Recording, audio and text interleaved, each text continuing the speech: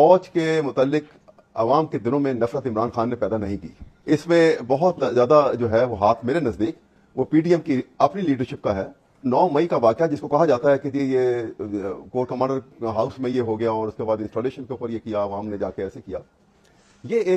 ایک پلان تھا جو نظر آتا ہے. اور جس وقت بھی کبھی جوڈیشل انکوائری ہوگی یہ بات کھل کے سامنے آ جائے گی اسی وقت بھی. دیکھیے 9 مئی کے واقعے میں پنجاب پولیس کہاں تھی, پنجاب کی حکومت کہاں تھی. ایک